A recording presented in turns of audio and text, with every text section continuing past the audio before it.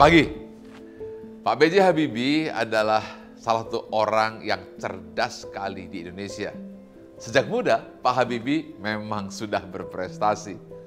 Sosok Pak Habibie selalu lekat dengan pesawat. Ia bahkan menciptakan sebuah teori yang disebut dengan crack progression atau disebut dengan teori Habibie. Teori crack ciptaan Pak Habibie menjelaskan tentang titik awal retakan pada sayap dan badan pesawat. Teori ini sangat berguna untuk dunia penerbangan hingga sekarang Pak Habibie dapat julukan Mr. Crack karena jasanya ini. Pak Habibie memiliki IQ sangat tinggi, 200.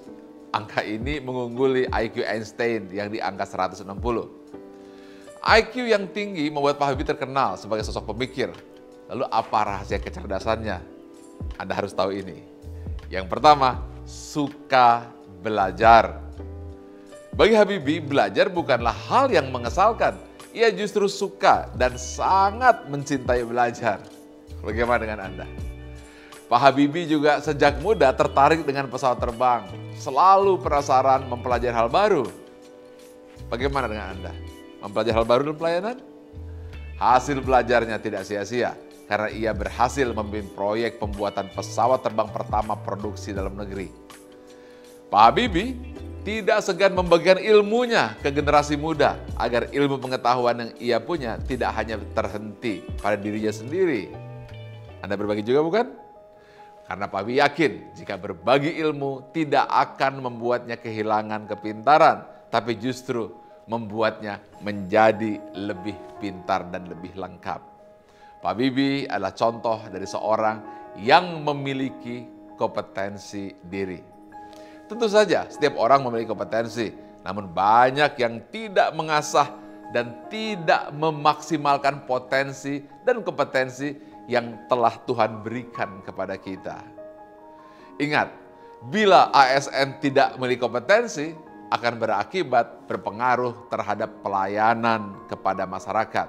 Misalnya, pelayanan menjadi lambat, asal-asalan, tidak maksimal, tidak efisien, hasilnya tidak sesuai dengan standar operating prosedur yang telah ditentukan.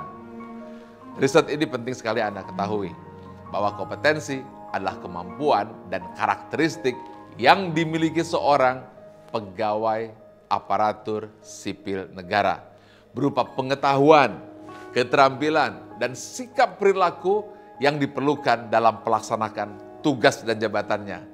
Sehingga aparatur sipil negara dapat melaksanakan tugasnya secara profesional, efektif, dan efisien. Nah, sekarang seiring dengan perkembangan waktu, dalam melaksanakan pelayanan publik, setiap ASN harus selalu meningkatkan potensi diri untuk menjawab tantangan yang selalu berubah-ubah. Saya akan sampaikan apa panduan perilaku kompeten. 1. Meningkatkan kompetensi diri untuk menjawab tantangan yang selalu berubah. 2. Membantu orang lain belajar. 3. Melaksanakan tugas dengan kualitas terbaik. Jadi apa kesimpulannya? Bahwa kompetensi aparatur sipil negara berperan penuh dalam menjawab tantangan dan perubahan zaman yang dinamis. Kompetensi tersebut dapat berpengaruh dan berdampak buruk terhadap kinerja organisasi apabila kompetensi yang dimiliki oleh ASN tidak dikembangkan. Kompetensi adalah alat dasar untuk berkompetisi. Untuk itu, kompetensi harus dimiliki sebagai bekal dalam berkompetisi. Setelah seorang menang dalam berkompetisi, maka yang diwujudkan adalah kinerja nyata. Ini kata-kata kuncinya. Kami terus belajar dan mengembangkan kapabilitas. Teruslah mengembangkan kompetensi. Salam ASN berakhlak.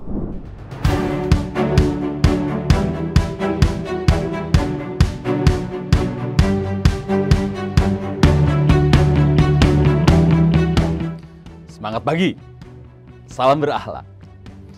Insan Badan POM, kita masuk ke dalam nilai berakhlak selanjutnya, yaitu kompeten. Gerakan ini menggambarkan sikap selalu siap belajar dan menunaikan tugas dengan berkualitas.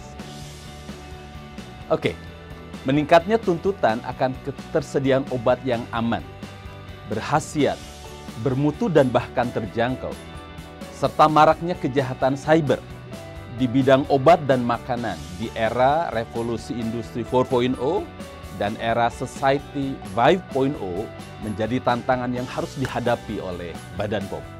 Sumber daya manusia atau SDM merupakan hal yang sangat strategis tentunya dan menjadi prioritas Badan POM.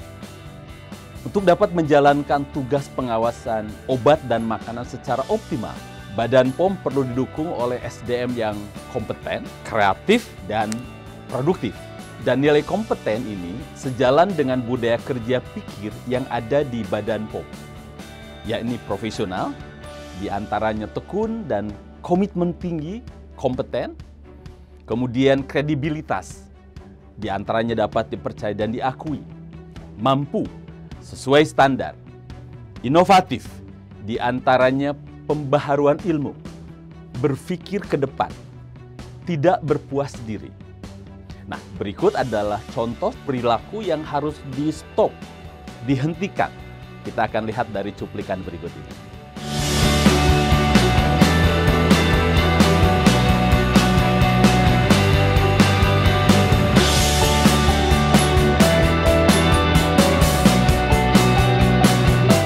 Oke, insan Badan POM, bagaimana menurut Anda ketika melihat perilaku seperti itu? Di mana karyawan tersebut terlihat malas, padahal tuntutan pekerjaan semakin tinggi. Dan tentu harus diiringi dengan peningkatan kompetensi. Nah, berikut adalah contoh perilaku yang harus dihentikan, harus di-stop jika ingin menjaga nilai kompetensi. 1. Cepat merasa puas dengan kemampuan diri sendiri. 2. Berhenti atau malas belajar hal-hal dan cara-cara baru. 3. Apatis dalam meningkatkan kompetensi diri. 4. Pelit berbagi ilmu dan pengalaman kerja. 5. Tidak mendukung rekan atau pegawai lain mengikuti pelatihan. 6. Berpikir sempit saat ada wawasan lain yang berbeda saat proses belajar. 7. Menunda penyelesaian pekerjaan. 8. Bekerja asal selesai. 9. Melakukan kesalahan berulang. Tentunya hal tadi adalah contoh perilaku yang harus di-stop karena akan mengurangi kompetensi seorang karyawan. Untuk itu, ganti perilaku yang mengurangi kompetensi tadi dengan menjaga perilaku berikut ini. Dan berikut adalah contoh perilaku yang harus tetap dijaga atau di-keep di Badan POM. Pertama, belajar mandiri melalui pelatihan online dan sumber lainnya. 2. Mengikuti pelatihan dan menerapkan dalam proses kerja. 3. Menguasai wawasan tentang layanan terkini. 4. Memberikan kesempatan yang sama untuk setiap pegawai dapat mengembangkan potensi. 5. Membagikan pengetahuan dan pengalaman pribadi. 6. Memberikan coaching atau bimbingan kepada rekan kerja baru atau yang membutuhkan. 7. Bekerja secara mandiri, efektif, dan efisien memberikan hasil yang maksimal. 8. Melakukan pemantauan dan evaluasi terhadap tugas yang diberikan. 9. Melakukan konfirmasi atau cross-check dalam proses pekerjaan. Jika insan Badan POM selalu melakukan perilaku tadi, tentu saja belum cukup untuk meningkatkan kompetensi. Perlu ada progres dan peningkatan dalam budaya kerja kita, sehingga terwujud insan Badan POM yang kompeten dan mumpuni. Nah, seperti apa contoh perilakunya? Kita saksikan dari cuplikan berikut ini.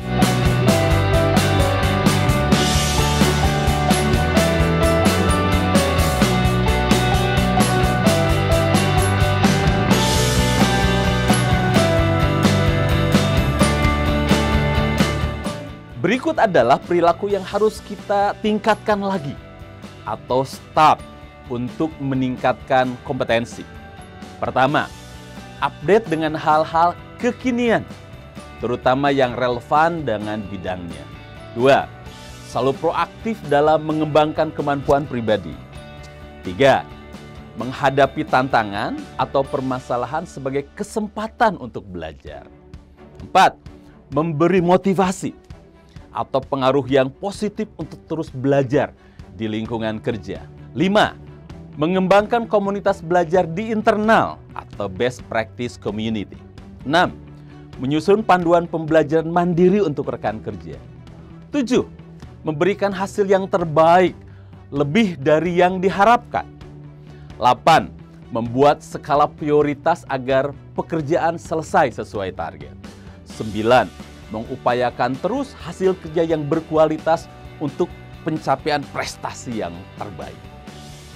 Peningkatan kompetensi dan kemampuan teknis semua elemen di dalam Badan POM penting dilaksanakan sebagai bagian dari usaha untuk mewujudkan visi dan misi Badan POM Republik Indonesia. Dengan banyaknya produk pangan yang beredar saat ini, tentunya memerlukan pengawasan yang komprehensif. Sebagai insan Badan POM senantiasa dapat melindungi masyarakat dari pangan yang tak memenuhi syarat kesehatan. Instrumen yang sangat canggih sekalipun, tanpa diimbangi sumber daya manusia yang kompeten, tidak akan memberikan hasil yang memuaskan. Terkait dengan hal ini, Badan POM sebagai institusi pengawasan obat dan makanan sangat penting untuk meningkatkan kompetensi dalam bidang pengujian, terutama kompetensi sumber daya yang melakukan pengawasan. Untuk itu, mari kita tingkatkan profesionalitas dalam bekerja, kredibilitas, dan tentunya selalu inovatif untuk menjawab tantangan zaman. Inilah kompeten. Salam berakhlak.